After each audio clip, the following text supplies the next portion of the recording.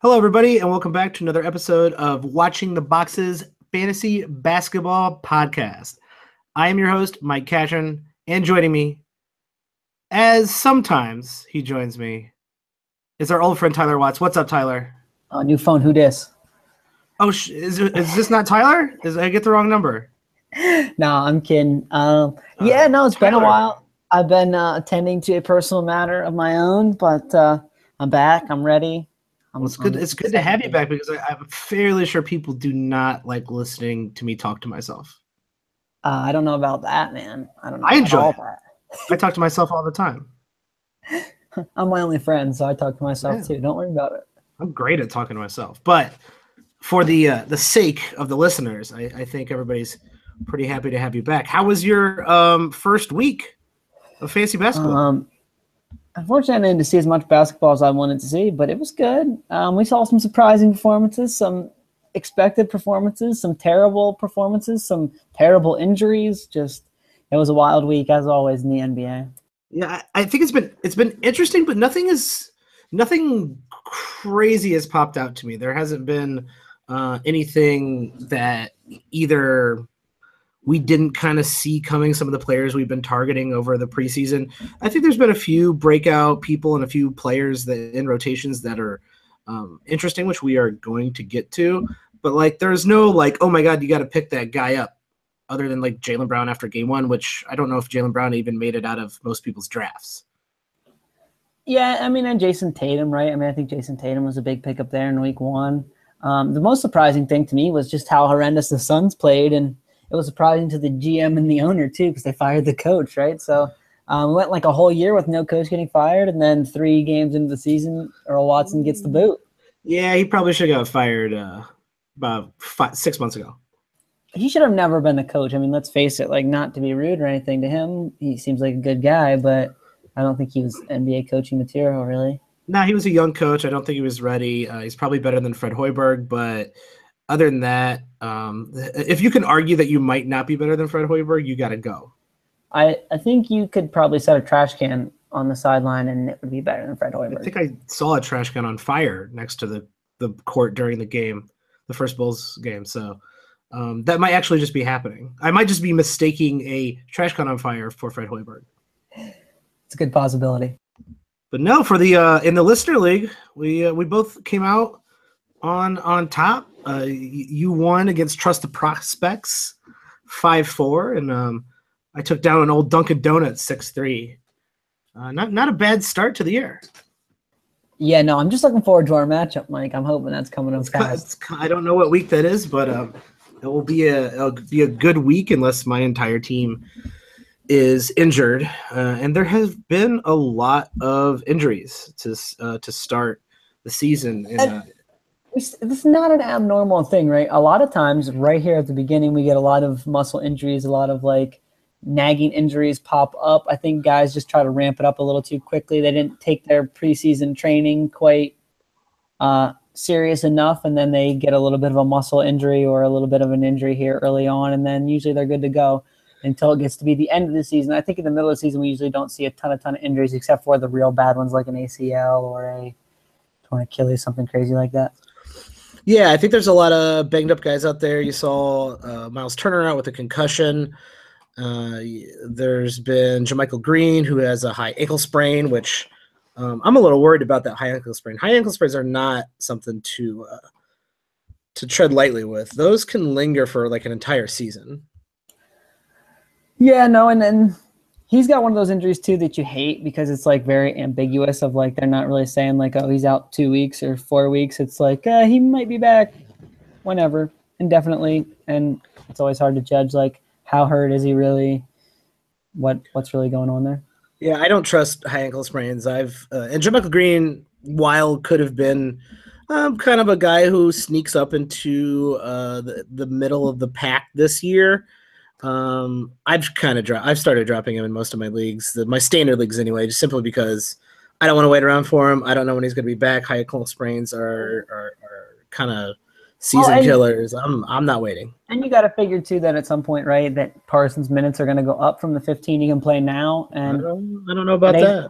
Well, they claim he's only playing power forward this season, so that's eating into JaMychal Green's role right there, because I don't think JaMychal Green's getting minutes over Marcus Gasol, so JaMychal Green isn't going to play the big minutes that he's seen some years in the past. Marcus Gasol's been killing it.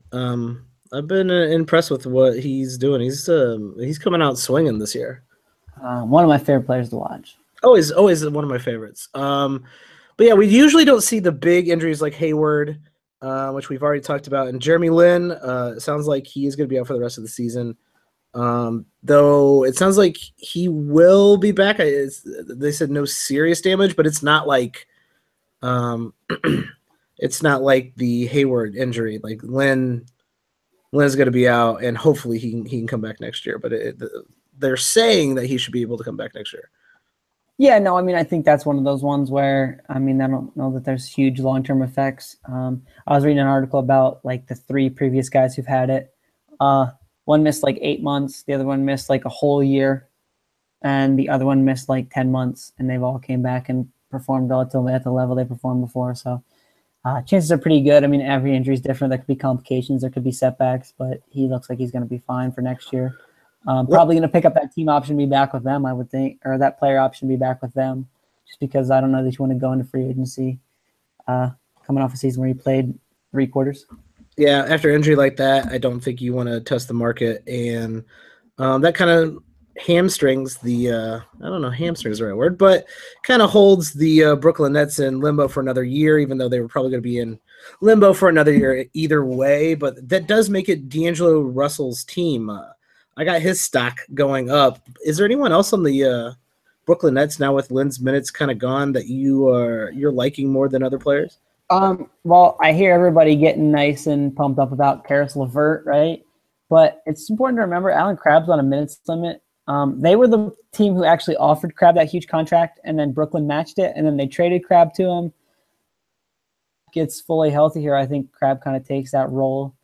Crabbe's not a great player for fantasy because he's really just going to be points and threes, but I think that Karis LeVert is kind of a short-term ad. Yeah, I went out and said LeVert's probably the guy to target because of his fantasy ability. You know, he could get kind of across the board stats. I don't think he's really a three-point shooter, but you know, he can get some steals. He might block the occasional shot. I liked him a little bit better than Crabbe, but in the long term, I think Crabbe probably takes those minutes.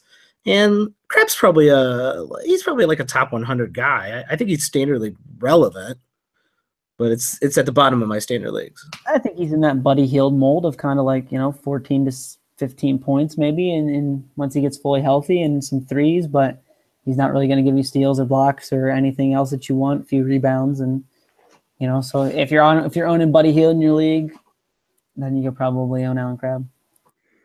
Yeah, DeMar Carroll actually is off to a pretty good start for this Brooklyn team. He has nothing but playing time in front of him. He will be fine. And he's been actually hitting his shots.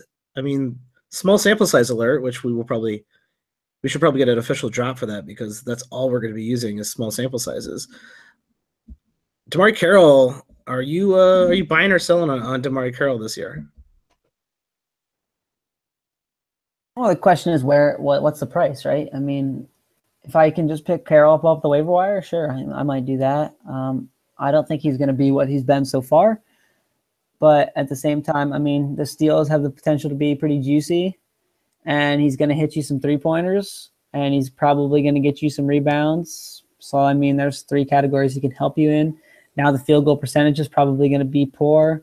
The free throw percentage is probably not going to be great, and he's probably going to get you, 11 points, which isn't great, but isn't horrendous. So, I mean, in a 12-team league, maybe that's like my last guy. I'm probably more into streaming that than even holding that. In a bigger league, it's probably a guy's on my roster. Yeah, I think what where I'm trying to go with this is that DeMar Carroll looks really, really good now.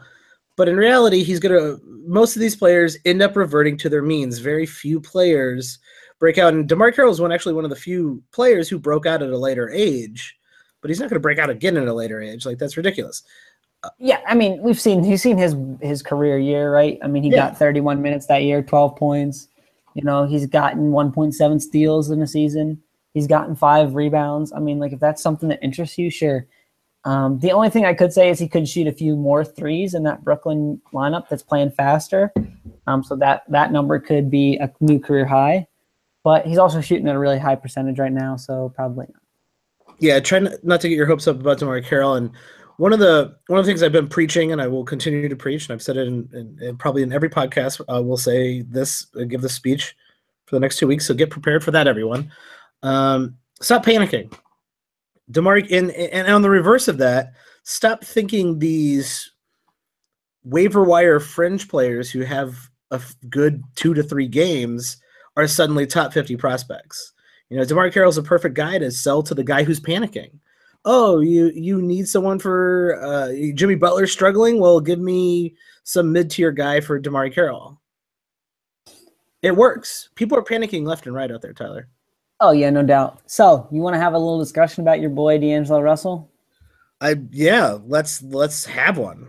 Okay, so he was a borderline terrible field goal shooter for the Lakers, 41 and 40.5% in 2 years. He's come out and he shot 51% in the first 3 games on 17 attempts per game, getting 7 assists, 4 rebounds, some huge steal numbers. I just want to know really what you think that shooting percentage is going to be at this year and how many points that translates into. At 51% right now, he's 21 points a game. I definitely don't see those numbers holding up. So the difference is once again, small sample size alert. It's been 3 games. He's shooting 51%. That happens. Any player can shoot 51% over 3 games, even at a high volume. Well, maybe not any player. Let me take that back. But D'Angelo Russell. I say I'll challenge you with Stanley Johnson. Yeah, he can really learn how to go for 13 again. Boy, that's a shame. But that man just cannot shoot, unfortunately. I mean, I know that he's getting big minutes, but even in a deeper league, it's so hard for me to pick him up because he's gonna shoot like 8 shots a game and he can't make a one, man. At least he's shooting. At least he's getting that ball and going, I haven't made one in the last 20 shots, but this is the one. No, I'd rather have him not shoot. Or pull the Rondé Hollis Jefferson where he just only lays it in, right? Yeah, just drive to the rim every time. Don't even just drive to the rim. Don't ever shoot. Just drive to the rim every time. That's what I mean. And then if nothing's open, just kick it out. Don't shoot jump shots, man. You can't do it. Okay, that's an aside. Anyways, back to Russell. D'Angelo Russell, he's not going to shoot 51%. That's obvious. But he is getting to the basket a lot more. He is finishing much better than he did last year. He is the entire Brooklyn Nets offense. And I think his shooting percentage definitely goes down. It starts trending back towards 40%. It wouldn't be out of the minds of sane human beings to say he might average 44% this year if he's finishing at this rate. And I think he does continue to score 20 points a game, however he needs to. Because I don't see anyone else on this team doing anything. Yeah. He's got to carry the load. So here's what I'll say about this. I think I might sell high right now. For this reason alone, I think that probably 42, that's even a whole percentage improvement on a lot of attempts, right? We're not talking about a guy who's had minimal attempts, so maybe that field goal percentage is kind of not as sticky, right? Obviously the more attempts you have, the more likely you're going to keep shooting that percentage. The percentage has been bad. It's probably going to be maybe 42, maybe like you said, 43. Even still, that's a negative. So if I own this guy, especially in a rotisserie league, I don't think he's going to get 7 assists a game. I think it probably trends to 5.5, which even that would be a pretty big career high. I think he's probably somewhere around 20 points, maybe 19, maybe 18, once that field goal percentage goes down enough. And so I think maybe you could sell this guy for someone who's struggling like Jimmy Butler, maybe. If you can get Jimmy Butler, I would take Mike Conley. There's panic. That's what I mean. There's panic all over. So kind of look for somebody who's maybe had a few bad games and sell D'Angelo Russell now at a real high watermark, saying, "Oh, look how awesome he's been. He's shooting awesome. He's this, he's that. He's getting 7 assists. He's gotten 2 steals a game or whatever. Sell it however you got to sell it." Well, Russell works a little bit better than, Dylan Brooks or whatever that guy's name is. Dylan Brooks has a great game, and you're like, I'm going to try to sell him high. Everybody's like, I don't even know who that dude is. But D'Angelo Russell's got a lot of name recognition. He's supposed to be a breakout player this year, and he might even be a breakout player this year. But the situation he is in, what you're saying, I completely agree with. His percentages are going to go down from where they are now. His free throw is always going to be in the 70s for a guard, which is not ideal whatsoever. So anyone who has like a hot streak, I think you should entertain selling high. But this has the extra juice of, oh, that's a sexy name. He's scoring 20 points a game. Maybe he's a breakout player and a guy who doesn't know better, that most of these players revert to the mean. You can sell high on him. Get someone like Mike Conley back. Yeah. So I guess that's my point. And here's what I say about it too. Float some offers. Even if you're in a league with some pretty experienced players, say, hey man, interested in moving D'Angelo Russell. Maybe you trade him in a head-to-head league, D'Angelo Russell, and your last player on your roster for Mike Conley. I mean, I'd definitely do that. Yeah, why not? The last player on your roster you should be dropping anyway, so it doesn't really matter if you give up your last player on your roster. I mean, this is the time. You're 100% right. This is the time to start wheeling and dealing before people get, I guess, in their minds who's good, who's bad. You kind of got to know you got to have an idea in your head what your personal standings are, and you have to realize the variance in the NBA is pretty high, and everything will start moving. Like Jimmy Butler's not going to finish outside of the top 100. Like, stop. People who are panicking on Jimmy Butler are really losing their mind. Well, yeah, and I mean, we're going to talk about some guys right now who are like ranked crazy high right here in a little bit, and yeah, it's just not going to last. So, I mean, it's important to remember that. It's a good sell high. I did really quickly wanted to get your take on the Eric Bledsoe situation. Eric Bledsoe apparently tweeting out that he does not want to be here in Phoenix and did not play tonight. Sounds like he is on the move. Are you? So, I mean, would you try to buy Eric Bledsoe right now? Because I think I would. Because I think no matter where he goes, I don't think he's going to go anywhere to be a backup. That's what I'm trying to say. Yeah, I mean, so let's start off first things first, right? Woj tweeted basically that he met with Chris Hayes, I'm sorry, from ESPN, tweeted that he met with the team this morning and they basically sent him home. And the GM basically said he's not playing for the Suns anymore. So, I mean, he's going to be out for at least a few games here, you got to think, while they work out the trade and however long that takes, it takes. Yeah, I don't see him being a backup for anyone. And the interesting thing, and I had this idea that I floated to someone, and I kind of think it's true. I think they kind of left Tyler Ulis in the backup role and started Mike James because I think they might be getting a point guard back in return for him. Interesting. That would make a little sense. And so you kind of, I mean, this is like the Pop thing, right? Like he starts his third string guy and leaves his backup in the backup role. But Mike James has been dominating the minutes tonight, so maybe Mike James is actually ahead of Tyler Ulis in the pecking order. New coach, hard to say what he's going to do, really. That's true. I think a lot of people who own Eric Bledsoe, especially if they have someone else on their team who's either off to a slow start or missed a few games, they have Eric Bledsoe on their team, and now he's missing games. They're probably going to be looking to move some players. Like you definitely want to start trading with those people because they're starting to get that panic. People out. D'Angelo Russell for Eric Bledsoe. Which one you want? Ooh, I want Eric Bledsoe.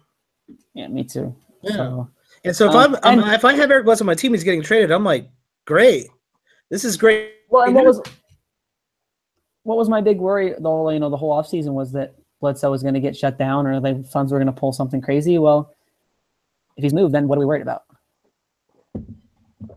Yeah. Now he's probably going to go somewhere where he's actually going to be wanted. And on the flip side, Eric Bledsoe is going to want to play for this team.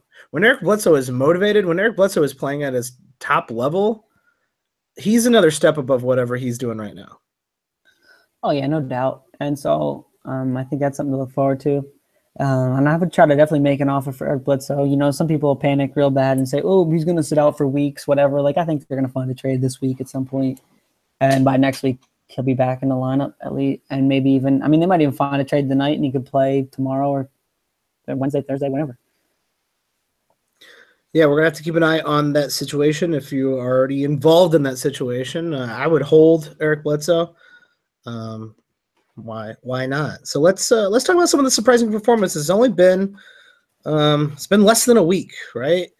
Teams have played somewhere between 2 to 3 games, and there's not a giant sample size to rely on, but there's been some pretty surprising performances. And I'm going to start with your boy, someone that we recommended over and over. We got to tout our horn when we can. Over and over did we recommend to draft this guy. Almost in every one of our Who Do You Draft podcasts, we recommended drafting old Nick Vujovic for the Orlando Magic. This guy is 4th on the ESPN Player Rater, and he's hitting threes. Tyler, are you excited about your boy? Yeah, so he's had a couple hot games, right? He had that 41-point night when what was Whiteside, I think, missed, and he took advantage. He looks good. He looks real good. Some of those numbers are not super sticky, but a lot of them are, right? He's going to get somewhere around 3 assists. He's going to get over 10 rebounds. I've been telling you all he's going to shoot probably pretty close to 50% this year. I believe that he's going to shoot a good free throw percentage for a big man, probably 75 to 77%, somewhere in there. He's probably going to average pretty close to 20 points. They're giving him the minutes. When he gets the minutes, he produces. He had a bad year last year. He had a bad shooting year. It happens. He's going to be a lot better. This is not even really a guy I want to sell high. I think a lot of guys are a lot lower on him than what his value really is. And so I'm probably just holding Vucevic at this point. He's going to add some 3-pointers this year. He's not going to shoot 50% from 3. He's probably going to do the Marc Gasol and add like 1 3-pointer, not 2.3 like he's been hitting so far this year. Yeah, I'm a hold on Vujovic as well, and only in the sense that I mostly play with people who know better. If I tried to move Vujovic for DeMarcus Cousins or Karl-Anthony Towns, people would never trade with me for the rest of the year. It'd be like, you're an idiot. No one thinks he's that good. But if you play with a lot of, first-timers, people you can trick, or giant Orlando Magic fans, which I think there's at least 4 or 5 of them out there, you might be able to get some ridiculous return for Nick Vujovic right now simply because of the way he's playing. But where we had him kind of in that 50 range, he's on the move. He's on the move up. And it's because of those 3-pointers.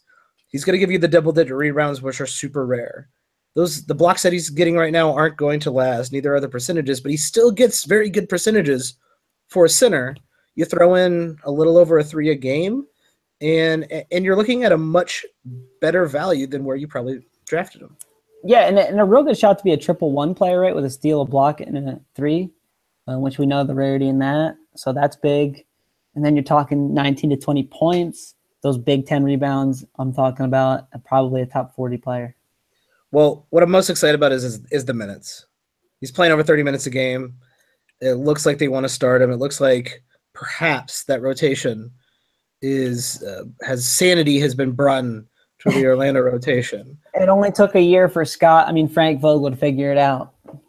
Yeah, only a year, thank God. And we don't know. Aaron Gordon has been out, so when he comes back, Vujovic's touches usage will probably go down a little bit. But obviously, he's not going to be the 3rd-ranked player, 4th-ranked player in the league moving forward. But he, definitely could finish in the top 40. Yeah, and the thing about Gordon, too, is he's not like a huge volume shooter. So I think Vujovic, and we'll talk about another Orlando Magic player here if you want, Evan Fournier, who's getting a lot of shots. I mean, I think Vujovic could easily lead this team in field goal attempts because, they don't really have a huge shooter, right? And I think that they kind of go to Vujovic at points to score the ball and get him out of trouble. Well, not if Evan Fournier has anything to say about that. This guy has been averaging 19 points a game, hitting almost 3 threes per game, with 4 rebounds, 4 assists, over a steal a game, almost a block a game in the first 3. 25-year-old, a guy we were both not too high on. What do you think about Fournier now? I mean, Fournier is what he is, right? I mean, he's going to get those big points like he got last year. I mean, he got 17 points a game last year. I think that's probably pretty sustainable. The 3-point percentage so far is not sustainable. He's probably going to shoot somewhere like 37%. The thing that kills him is just like no blocks at all. I mean, he's averaged his most in a season is 0.1 block per game, so that's never good. Yeah, to me, this is a sell high moment. If someone in your league, for some reason, thinks Evan Fournier is about to break out, great. He should be owned in all leagues, that's for sure, because he's a good scorer. He hits threes. But this is not sustainable. Even though he is shooting around his career average right now, what he's doing, I just don't think is sustainable. Well, yeah, and if you're going to ask me who takes the hit from Aaron Gordon when he comes back, if it's Vucevic or Fournier, I think it's Fournier. I think that they're going to get the ball inside to Vooch, and they're going to let Vooch score. And I think that if it's an outside attempt and the difference is Gordon or Fournier, I think they're going to go lean more towards Gordon. And so, I mean, Fournier is going to be a points guy and a little threes. If you need points, you need threes, okay, you can have Fournier, but I think his value gets overblown at points.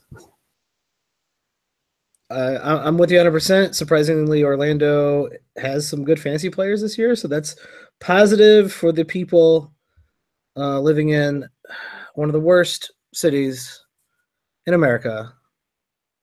The Orlando Is there Magic any other fans. good city other than Chicago? Because every city you say is the worst city in America. There's not a lot. There's not a lot of good cities in America. New York's pretty cool.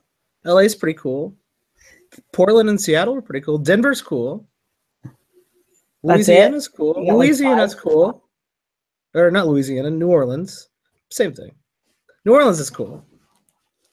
I've never been to Boston. I don't know. The people I've met from Boston are a little rude.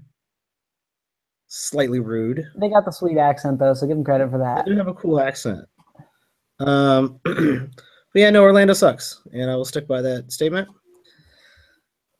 Speaking of Orlando, let's go to the Orlando, the Midwest, and go to Indianapolis, and talk about Darren Collison's hot start. A guy that we were a late draft pick that we were kind of on. Definitely 100% starting point guard in Indiana. Has taken a little bit of the load since Turner has been out with a concussion, and is averaging close to 8 assists a game. Yeah, that's not sticking, right? I mean, we can just throw that one right out the window. Yeah, I'm 100% with you. But Darren Collison is known to be when he's in this type of position, right? Where he's in a role where he's basically the point guard. He's got the ball in his hands a lot. He's playing over 30 minutes a game. He's standard league relevant. He does provide decent assists, not 8 assists a game. But he's, to me, 100% ownable in all standard leagues. Yeah, and I think you can look at the last 2 years, and that's kind of probably what he's going to be, right? I mean, like, I don't think that this old dog is going to learn any new tricks. He's getting relatively the same amount of shots he was getting those last few years, relatively the same amount of free throw attempts. So I think that all the numbers are probably going to look similar. You know, he's going to be right around 13 to 14 points, get a steal, like 4.5, 5 assists, 2 rebounds. Yeah. Pretty good percentages. You know what I mean? Like, you're not going to get anything new from this guy. No. So it's a perfect sell high moment if you can sell high. If not, I mean, you got yourself a good back end player, but not much more. Yeah, you get a good, low tier guard who occasionally puts up decent performances. It's better to have one of those, lower guards that occasionally become a top 40 player for, a couple weeks or so, because maybe they can put you over the edge certain weeks, versus a guard like Jerry Grant, who is going to probably be, around the 100th ranked player or worse, but then some weeks is going to just take a big dump in the middle of the court, in the middle of the game. One of my favorite moments of this is when I had to turn the Bulls game off. Jerry Grant pivoted for about at least 15 full seconds.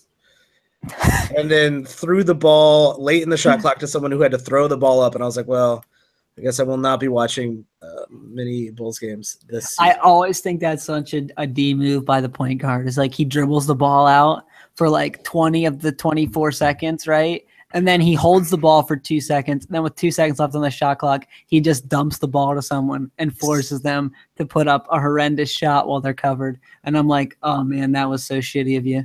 See, that would have been great. Like, I would have taken that over what happened, which was, for some reason, Jerry Grant drove in a little bit, picked up his dribble immediately after 2 dribbles, and then pivoted it around for 15 full seconds, and then threw the ball. Like, he wasn't dribbling the clock out. He was pivoting the clock out. It's insane. Hashtag dumpster fire. Oh, my God. All right. Sorry. I had to get my Bulls rant in. Let's go back to the Orlando of the Midwest, to the Indiana Pacers, and another guy on this team. Actually, there's a couple guys on this team to talk about, but the one I want to talk about is my boy, Victor Oladipo. I love this guy. Hot start. Amazing. 22 points. I'm not selling on this guy. I think is this hot start sustainable, Tyler? He's only shooting 41%. So I think he takes less field goal attempts when Miles Turner gets fully healthy, but at the same time, he shoots a better percentages, probably or somewhere around 44. So, I mean, I think this guy could be a 20-point scorer this year. He's got a crazy amount of steals right now that aren't going to sustain, but I think a lot of the other numbers he could easily sustain. Yeah, he's looking real sexy right now. I would definitely rather have him than D'Angelo Russell, which may sound crazy to some people.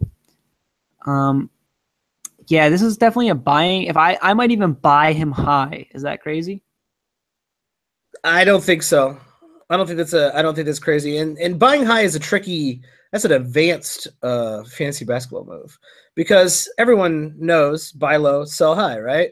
But when you start playing with everybody who knows to buy low and sell high, the tricks is to buy what seems like high, but turns out you're actually getting that player who's going to sustain those numbers. So you're actually going to be paying a proper price for Oladipo, and you want to trade someone who might be playing well now, but you're a little iffy on their injury history or something like that. I'm all for buying Oladipo. Oladipo or Bledsoe? Oladipo. Yeah, and I think I would trade Bledsoe for Oladipo right now, even though that's probably a weird trade. That could be a double trick, Someone thinks Eric Bledsoe is getting a new opportunity. He's going to be really good. Oladipo is going to revert back. That's a trick that works. And so that's kind of a move I'd be interested in making. Let me think. I'm trying to think of another good one. Let's see here. Kemba Walker, Oladipo. That's pretty tough. I might want Kemba a little bit more. That's a toss-up. Fair enough on that one. So, we're kind of in that range, though, right? Where, I think that he could be a top 20 player. That sounds crazy, but it could happen. I'm probably trying to buy him at, a 30s or 40s price. If I could, I'd be pretty happy with that because I think he's going to return that value pretty safely. Yeah, definitely. I think he's going to kind of revert back to his Orlando days and actually might be a little bit better than his Orlando days. The field goal percentage isn't going to be there, but he's for a guard, he gets really good blocks. The steals, obviously, is not going to be close to 3, but 2 steals, that could happen.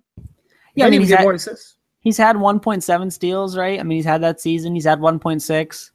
I think he could easily get somewhere right in that general range. So, that's still an elite steals guy, even at 1.7. Here's a question I'm looking directly at while I'm out here on the internet. Oladipo or Jimmy Butler? Still Butler. I think Butler could be a top 12 player, right? It's Jimmy Butler. It's Jimmy Butler. He might be the buy low candidate of the week. We should have that as a segment. Buy low candidate of the week is Jimmy freaking Butler. Yeah, and it's important to remember, we saw one bad game for Chris Paul, and then he got hurt, and we're going to talk about that if you want. But it's important to remember that this takes time. It takes time for all these guys to kind of settle in these new situations. And really figure out kind of what their role is, when they should take over, when they should let someone else take over. And so it's going to take time for these guys. Butler will have a bad couple weeks here. He might even have a bad 2 more weeks left, but then he'll settle in and he'll be Jimmy Butler again. Yeah, Butler's got a lot of bad tendencies from being on that Bulls team last year. And watching him play, him and Towns don't really even have much of a chemistry. Their pick and rolls could be so much more effective. And that's just going to, like you're saying, it's going to come with time. Also, like Jimmy Butler, he doesn't know where people like the ball. He doesn't know what position they're going to be on the court. Same with Chris Paul. Like, it's going to take Chris Paul a little bit of time. And now that he's going to be out a month, it's going to probably take another month for him to get acclimated to this team. It's usually about a month, month and a half. These guys in new situations. It's usually how long it takes them. Kyrie Irving might be a really good candidate where he had obviously a really good start, but his shooting below 40% after that first game. And people might be questioning, who's this guy going to be? Is he even worth where I picked him after these last 2 games of him shooting like crap? And my end of the year Kyrie Irving looks a lot more like his first game than his next 2. Well, and Irving has this kind of unique opportunity now with Gordon Hayward gone to, at points, just be a chucker man, just take all the shots he wants to take. I think Irving could be really, really, really good once he figures out kind of how he fits into that offense. Yeah, I think so. I think he could be close to averaging. I mean, since he's going to be the entire load there, he might be close to averaging 30 points a game. It can happen. Yeah, right and now I mean, he's hitting 20, but if you're asking me a player that could jump into that top 8, he's right up there on that list. He's definitely part of the list for me as well. Let's go back to Chris Paul. What do you do in a situation where you obviously drafted Chris Paul on the turn in the first round? He comes out. Once again, Chris Paul has got a nagging injury. He might be out 3 to 4 weeks. What do you do in that situation? Well, I mean, Chris Paul's not a guy you're going to drop, right? So you're kind of saddled with him for a month here, and in the head-to-head leagues, that sucks. Especially if you don't have an IR spot, but it's not really the end of the world. I think you're going to get really good production from Chris Paul when he comes back. So I'm trying to just paper over the cracks. Now, the situation where it really, really hurts you is when you were light on point guards already and you were hoping Paul's 10 assists would be the boost you needed to be 4th or 5th in the category instead of dead last, and now you're dead last for 3 or 4 weeks. Obviously, that's not ideal. But you got to hold Chris Paul. So I don't really know if there's much you can do other than use those last couple spots to work the waiver wire, try to maximize your games, and just do the best you can. Yeah, it's just and by the way, everyone who's playing fantasy basketball this year will go through a situation where somewhere between 2 and 3 weeks, one of their best players is going to be out. You, owning Chris Paul, just happen to be lucky enough to have to go through that immediately, right at the beginning of the year. And Chris Paul is too good. Obviously, a lot of these players are too good to let go. But a lot of people ask, well, should I trade Chris Paul? Should I get rid of him? Should I try to trade him? To me, the answer is absolutely not, because the whole point is to sell high and buy low. And you might be selling Chris Paul at literally at his lowest point. Well, and it makes it super easy to panic, right? Because you can see the numbers more in the sense that, okay, if I lose a couple weeks, like 6-3 in the middle of the season, I already built up a pretty good record, and so I don't see it that much. Whereas if I'm 6-12 after the first 2 weeks, right, like it's staring me in the face like, oh man, my team needs work. Yeah, you're playing from behind, but the first 3 weeks and the next 3 weeks pretty much equal the same amount. You still get chances at 9 categories. And on top of that, you really don't even know how good. I mean, you could take a kind of an educated guess, right? But those first 3 weeks, you might have been playing the best teams in the league. You don't know. Yeah, and it's hard to say, right? So, yeah, just don't panic. Don't do anything crazy. Don't trade Chris Paul for Darren Collison. That's not how you win your league. It's a good way to lose your league. If you could trade him for maybe John Wall or Kyrie Irving, that to me that's trading in the same tier. Here's so one that kind of makes sense. Here's what I might even do. I might even take Victor Oladipo for Chris Paul. And here's my thought process behind that. Okay, if I think, which I do think that he has the potential to be like a top 25 player, Oladipo, okay, if I can get that top 25 player for the length of the season minus 3 games, or I can get Chris Paul, who's going to miss, let's see here, probably 9 to 15 games, maybe 20. So 60, let's say 64 games out of Chris Paul or 81 out of Victor Oladipo. I might take 81 out of Victor Oladipo at top 25 to 30 as opposed to the Paul at top 12 or so for 60 games. Does that make sense? I see what you're saying. I don't think I agree with you, though. Maybe in a roto league, I could be convinced where you have a max games limit. But in a head-to-head league, I think I'd rather take the lumps this early in the season and then have a player like Chris Paul for the stretch. I'm with you there, but and I see this sometimes, right? Maybe Chris Paul really wasn't the best player for my team to begin with. Like, if he's my only assist guy in a head-to-head league, maybe I just go full punt assist now, trade for someone like Victor Oladipo, take his stats, right, which he's still giving me the great steals that Paul was giving me, maybe not quite as many. The percentages are going to be a little bit worse than Paul's, right, because Paul's always great at the percentages. But Victor Oladipo could easily score more points than Paul. So, I mean, that's just kind of something to think about depending on your team. I'd agree that I'd probably want Chris Paul, but if you're super panicked, I don't know that I'd take anything less than like a top 25 player back for Chris Paul if I had to make a trade. I'm actually there with you on in that situation where you lose Chris Paul and you realize, oh, I was never good at assists. Never mind. I have no good point guards. I drafted an entire team not around Chris Paul. Now you're the weight of players becomes different when you are looking at a punt assist strategy after your draft. And this happens all the time. Injuries or players that come out of nowhere, or just opportunity, right? Opportunity to trade with a team can, and you honestly should, change your punt strategy if it's going to benefit you overall for the long term of the season. Yeah, I'm with you there. And so, I mean, that's just something to think about. I mean, that's very team specific, obviously. In a vacuum, I just still want Chris Paul. But if that's your build and that's what's happening, maybe you make that deal. Oh, yeah. Almost advice becomes irrelevant until you actually know the league, the settings, the rosters, all that stuff. But in a vacuum, Chris Paul definitely is the guy I'm going with. Let's talk about some more surprising performances this over the first week. Let's go with Joe Ingles, one of your boys.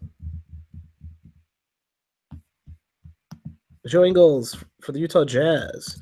I wasn't sure if you wanted me to talk there or not. I mean, I can say a lot about Joe Ingles if you want me to, or you can. Listen, I know you can say a lot about Joe Ingles, which is why I was expecting you to just gush about his life, his family, his time in Utah. So here's the crazy thing about Joe Ingles, right? He's not going to score a lot of points. He's scoring 14.7 points right now on 8.7 field goal attempts a game. That's not going to sustain. And he's not shooting any threes. He has not gone to the line one time in the first 3 games. Okay? So if you're expecting big points, you're mistaken. But here's the nice thing about Joe Ingles, and I will say this, he's only 35% owned in ESPN leagues. You ESPN leaguers need to get your heads out of your behinds and pick this dude up. Is that true? Yes, that is 100%. And it's up. It's up like 7% over the last week, and it's still only 35% owned. Okay, so if you're playing in ESPN, if he's not owned in your league, pick this dude up. This dude's a top 100 player because in 31 minutes, which is what he's playing, and he's going to play it. They don't have anything on those wings. They need him to play, okay? This dude is going to get like a steal and a half to 2 steals a game. Makes him valuable.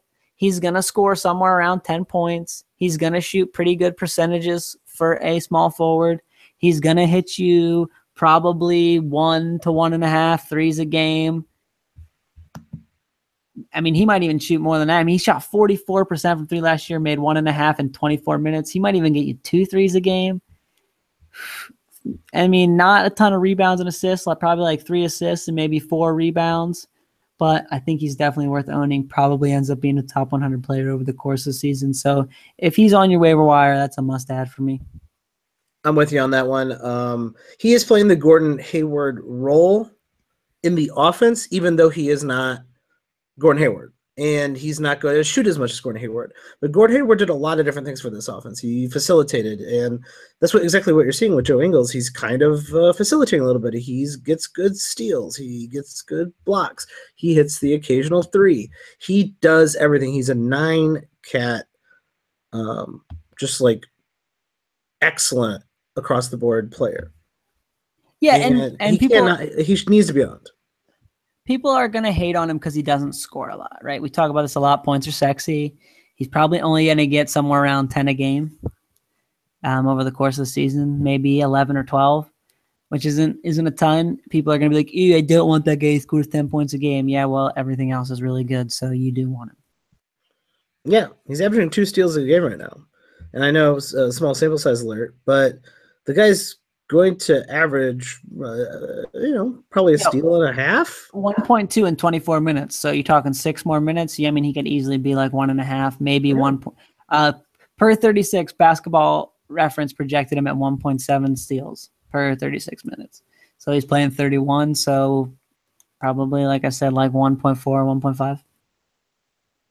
Throw in a couple 3-pointers and throw in the fact that Lion mode Ricky Rubio is throwing him passes.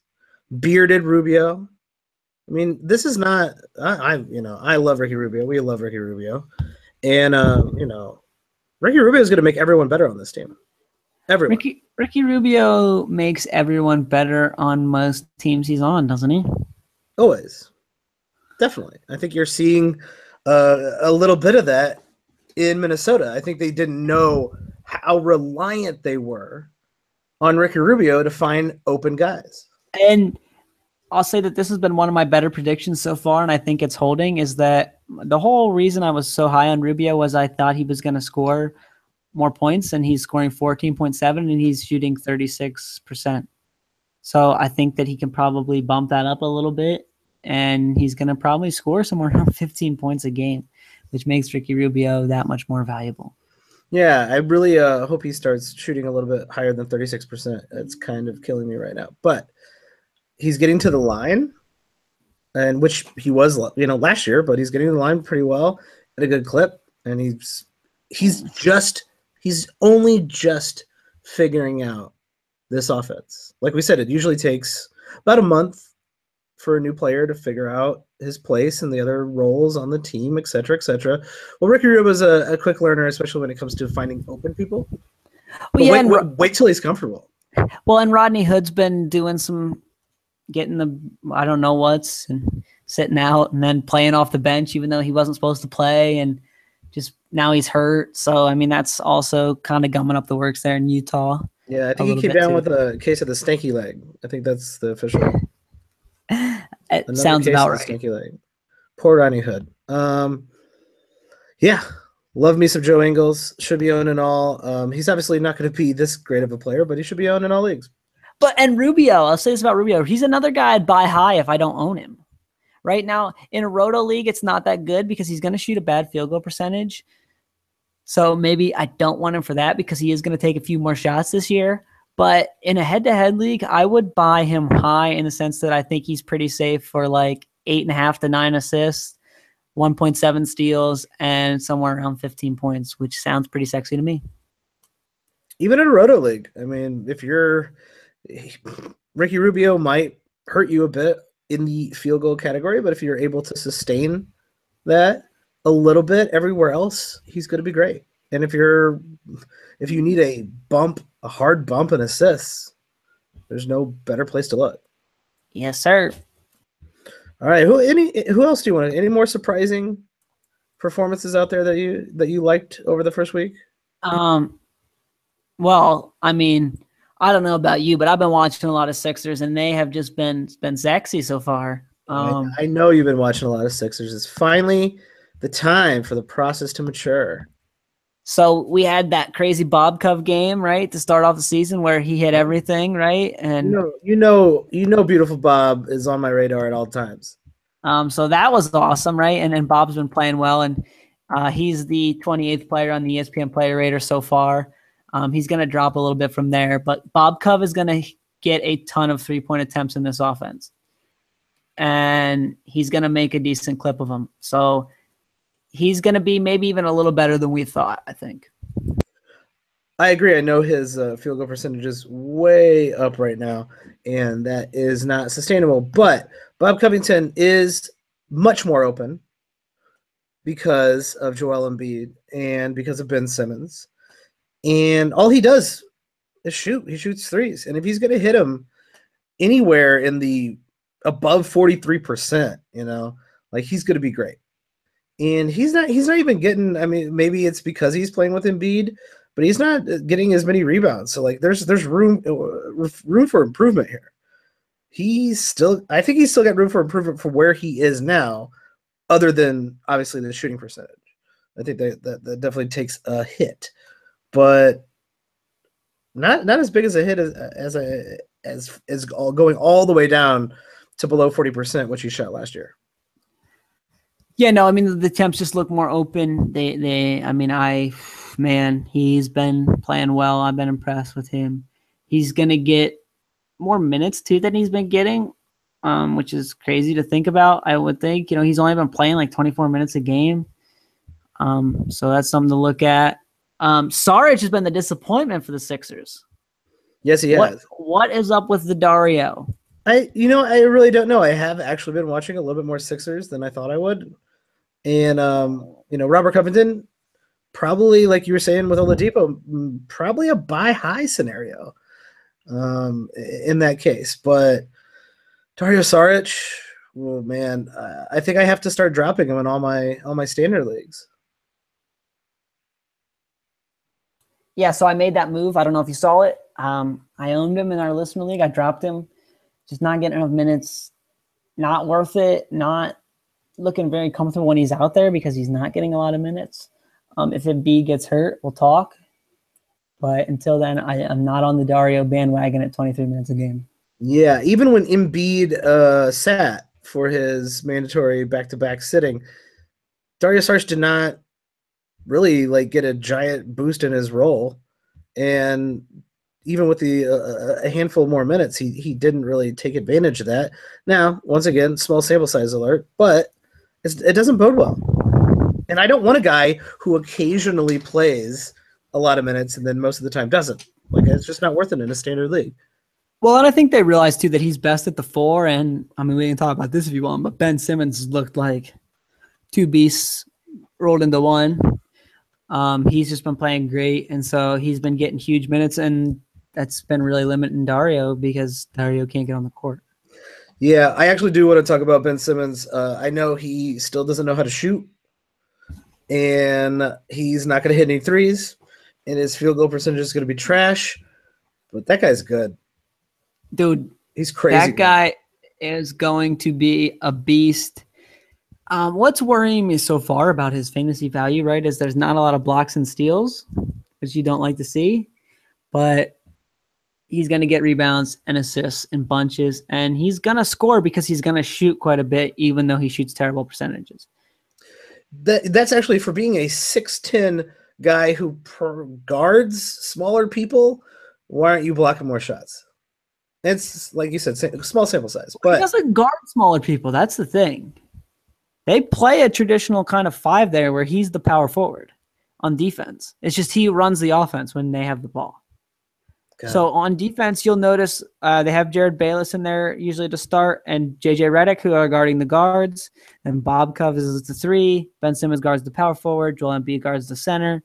It's just on offense where they get kind of goofed up, where Bayless and Redick kind of just become spot-up shooters, along with Bob Cove, and then it's kind of Simmons and Embiid just doing their greatness. Yeah.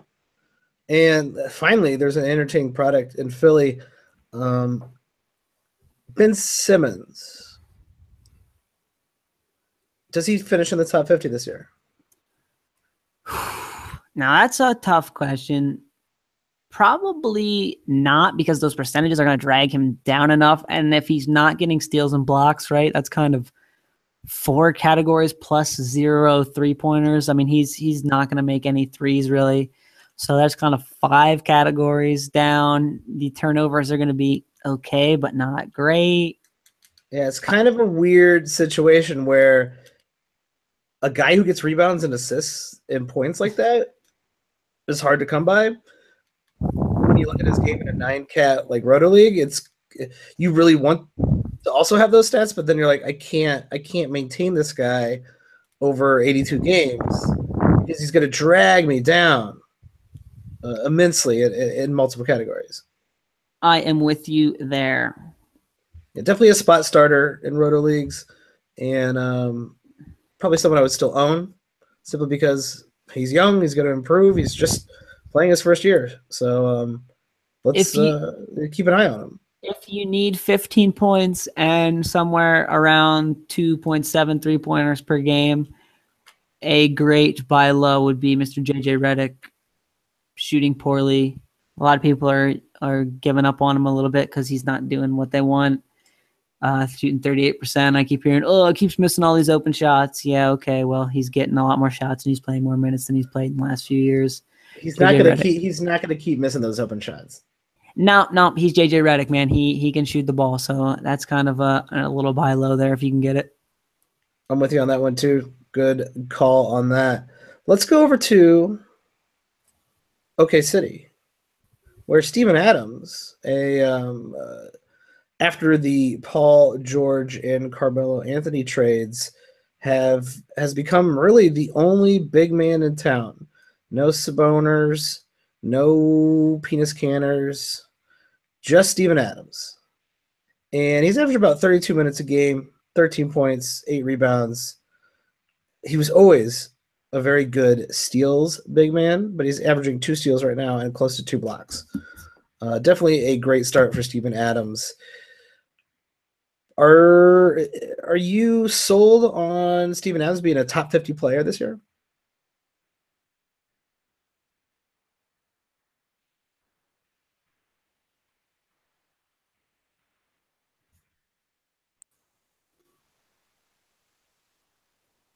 You dropped.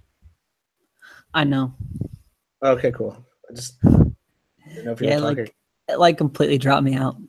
Okay, no worries. Are you? I'll just pick back up. Just pick right up with Steven Adams, whatever you said. Or you want me to start talking? No, I'll pick up. All right. Are you sold with Steven Adams being a top 50 player this year?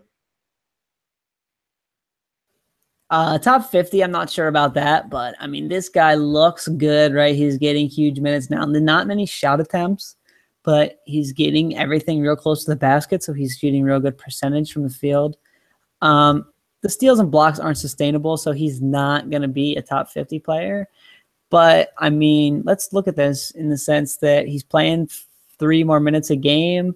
So could he be like 1.2 steals, 1.1 blocks, 12 points, like 7.5 to 8 rebounds? That sounds pretty sexy for a big man. I think that if you picked him, he's probably going to give you a little more value even than where you picked him at. Yeah, he's not a 2-2 guy, but he's definitely a 1-1 guy. He's definitely going to be stealing a block. I'd like to see those rebounds go up a little bit. I know old Russ is up to his old tricks, getting all those rebounds, and I appreciate that because he's on Russ is on a few of my teams. But yeah, Steven Adams, I think those rebounds could tick up a little bit. The points could tick up a little bit. But overall, he's a really solid starting center. What he's doing right now isn't sustainable, but when it comes to the steals and blocks, but the percentages, the points and rebounds, all going to be there for the rest of the year. Yeah, and so, I mean, he's not going to be like fantastic, right? I don't think he's going to see a huge jump in his value, but he's that kind of guy that where you picked him, he maybe gave you 10 spots of value. Maybe if he dropped a little bit in your league because he's not a sexy name, he gave you 20 spots of value. And if you get 10 or 20 spots of value on every pick in your league, that's how you win. Exactly.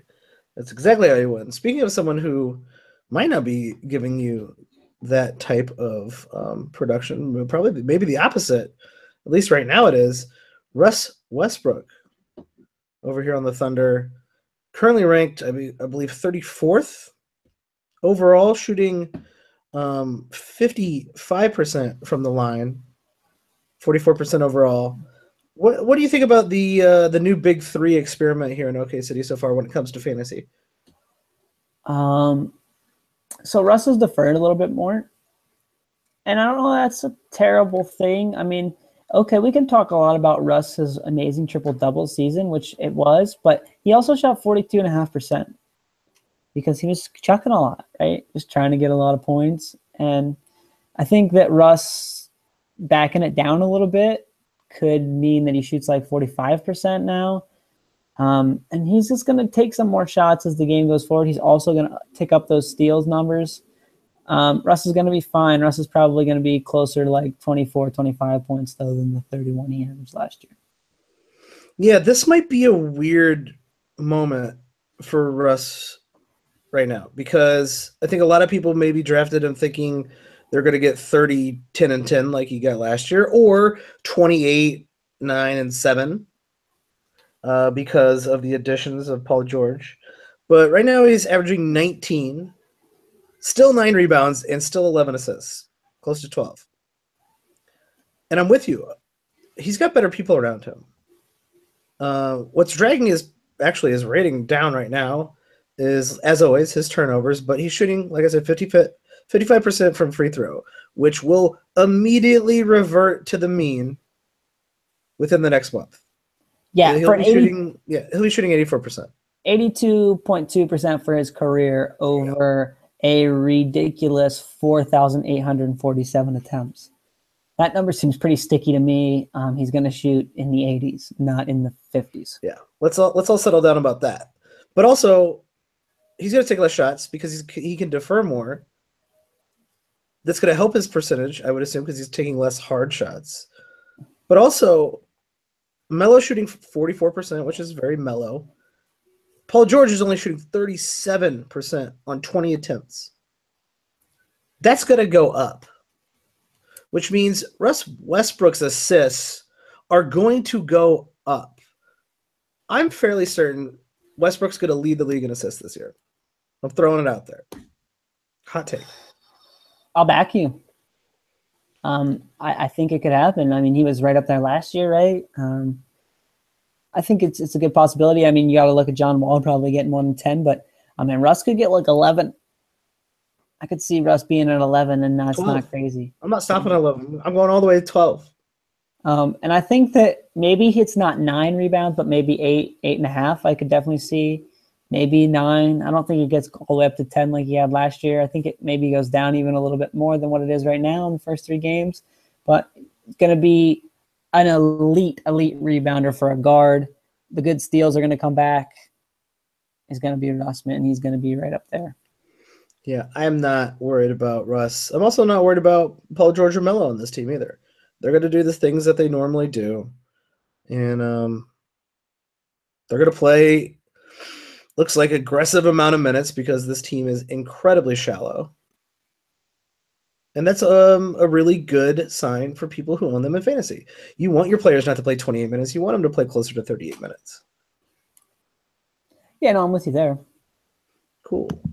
Any other surprising performances that you'd like to talk about? I think we hit the major ones. I want to talk about ones, one anyway. more. And it is a Detroit Piston. Oh. It is Mr. Reggie Jackson. Okay, now everybody was hating on old Reggie. Right? No one loved Reggie. Poor Reggie. I feel bad for the man. I, in fact, saw some standard leagues where he was on the waiver wire after the draft, which is a little too far.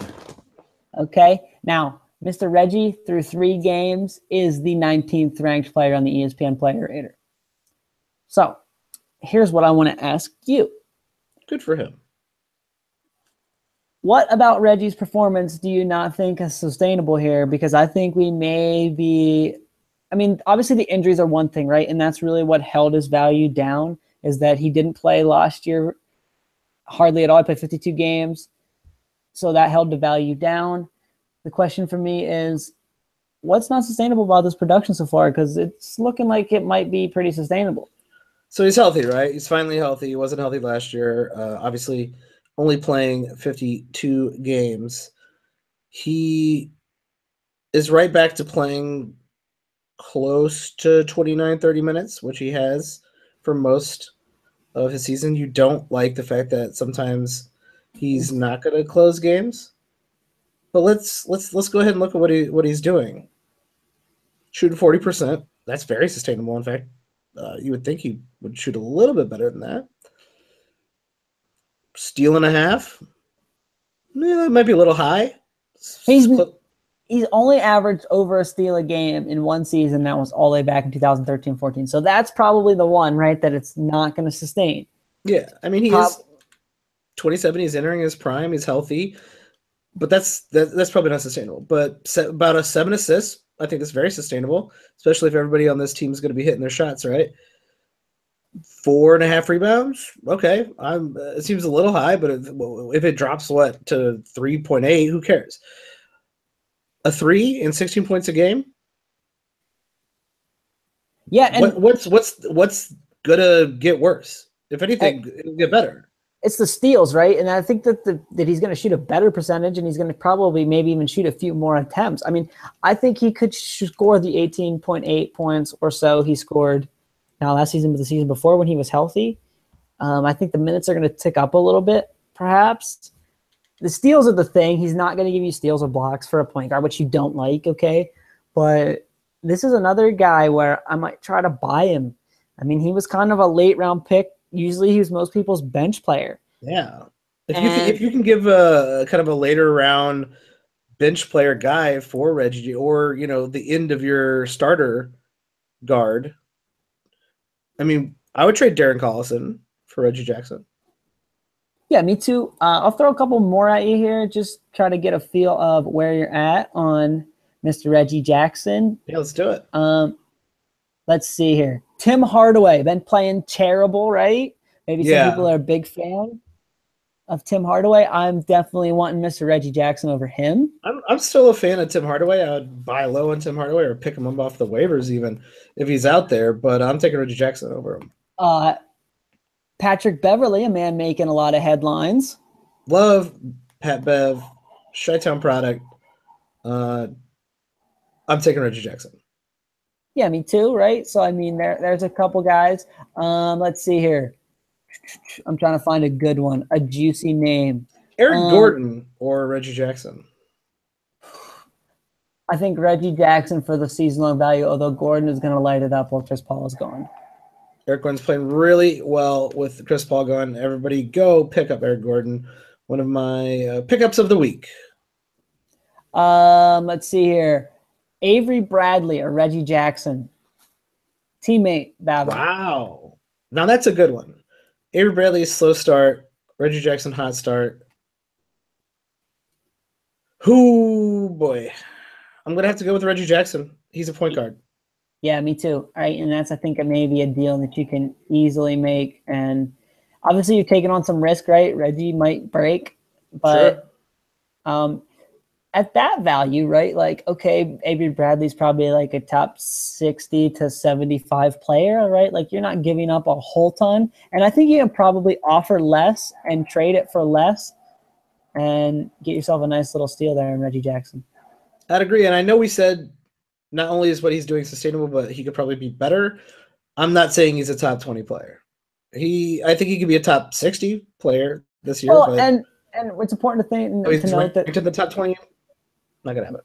That was ESPN Play Rater, and the steals number is super high right now because he's getting 2 a game. That 2 a game is going to drop below 1, and that's actually going to be a negative value for him. And right now it's a huge positive value, so that hurts that Play Rater value a ton. Yeah, that is a bit misleading. Do you have any other, since we were talking about pickups, Any pickups of the week for you? Anybody you picked up off the waiver wire in your teams? I mean, feel free to state how big that league was, but any pickups of the week for you? Well, now, my friend, I wrote a great article for #basketball. Maybe the best article I have personally ever written on Great plug.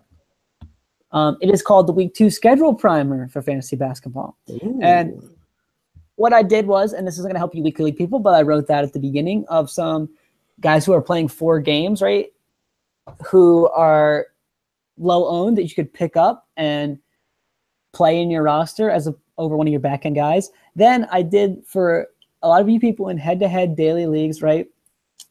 A lot of people like to cap the number of pickups you can make each week, whether that's at 7, whether it's at 5, or whether it's at 3. Okay, when it's at like 5 and 3, you want to take advantage of back-to-back sets, right? Because you can pick up a player, get 2 games out of them, then drop them and help yourself. So I went through each day. Now, there were no Monday and Tuesday back-to-backs, but every other 2 days I went through, I listed the teams that are playing and some potential pickups, what they're going to give you. It's kind of a great tool here if you're looking to maximize your games in a head-to-head league. And that's one of the easiest ways to win a head-to-head matchup is to maximize the games, especially in the categories you think you're going to lose, right? That 5 or 6 rebounds you get from a player in 2 straight games, that 10 rebounds could be the difference between you winning the week by 5 or losing the week by 5. So check it out. It's on #basketball.com. It's a really good tool. Just know how to use it. That is an incredibly useful tool. I am going to have to go check that out. I did not know that was out there, and I cannot wait to use that against you when we match up in our league. So here's the cool part about it. I am hoping, and it didn't work out yesterday, unfortunately, I'm hoping to start making that a podcast on Sundays. So on Monday, you can listen to it, and it's a great tool to use in your weekly leagues. It's really important. So I mean, that's hopefully coming to your ears next year. Yeah, don't promise the people, don't promise the listeners what you can't deliver, Tyler. You got to be there for them on Sundays. Oh yeah, so it didn't work out this Sunday, but next week I'm looking to do it, and then I'll probably do the article too. So you kind of get the double whammy. You can listen to the pod, and you can enjoy the article, and you can just poof it all together. Everybody's getting their hopes up for this, so that's I'm getting my hopes up for this because I'm going to need that primer. So check it out. I mean, really, give it a click, give it a read. I think it's worth it. I listed a lot of players in there, and yeah, just enjoy it, man. Perfect. Well, that is, I think, a good place to call this one a podcast as any. Go check out Tyler's incredibly useful tool. I'm actually going to go check that out right now because I got some ads and some drops that I need to focus on my head-to-head leagues. As Tyler mentioned, streaming is probably the easiest way to get a leg up in your head-to-head leagues. I barely won a few categories in some of my head-to-head leagues, and it was simply because I played a couple more games than the other guy. Kelly Oubre really came through for me in the clutch. Oh, good old Kelly. Yeah, it's always a good. And he actually had real crap games, but he still helped. And it's that sheer numbers that always works. And here's another thing I'll say, right? If the percentages are pretty decided on a Saturday-Sunday thing, I sometimes pick up a guy who's crap in percentages because I need 2 steals to win the week, and he plays the Saturday-Sunday back-to-back, and he gets to steal a game. Mm-hmm. And you know what I like to do? I like to pick up the Sunday-Monday guys. there you go, and then you get a free win for the next week, and that's a good tool too. You get a free ad on the next week. It's always a sneaky move. But we'll get into more pickups and ads. I think tomorrow night on the show, we'll talk about a lot of our waiver wire moves that we've seen over the first week, and probably get a little bit more in depth on some of these teams and some of the games that we've been watching. Tyler, where can we find you on Twitter? You can find me at Watsy4444. Cool. And you can find me at Watch the Boxes, all one word, on Twitter. And if you like the podcast, if you like what we're doing, please rate us and leave us a review. That helps us the most. It allows us to continue to provide this podcast to everybody and helps people find the podcast. And obviously, you're in a fantasy basketball league. Tell your friends, tell your family, send Christmas cards with a link to the podcast, even though it's not Christmas. Do it anyway. Do it right now. Find a Christmas card and send it in the middle of October to someone with a link, even though it's a link inside of a paper card. This is a really bad marketing scheme, Tyler. I regret going this far. I'm still saying take your girlfriend's phone, just rate, review, subscribe to the podcast on it, give it back to her, say, here you go. That's our best marketing scheme, is stealing phones for rating and reviewing and then giving it back to the person so you're not actually committing a crime. Yeah, no, I mean, just be nice to them. Your grandma, that's perfect, right? Because your grandma won't know what happened. No. If you got a grandma, just take her phone, say, Grandma, let me check out your phone. I've been thinking about getting that one. Rate, review, subscribe, give it back. Oh, here, Grams, I don't like it. It's not for me. Well, you might regret that because all of a sudden your grandma might be whooping your ass in fantasy basketball. Hey, if my grandma can beat me in fantasy basketball, all the power to her. She might be able to. So we'll catch you next time. Thanks for joining us, everybody, and have a good one.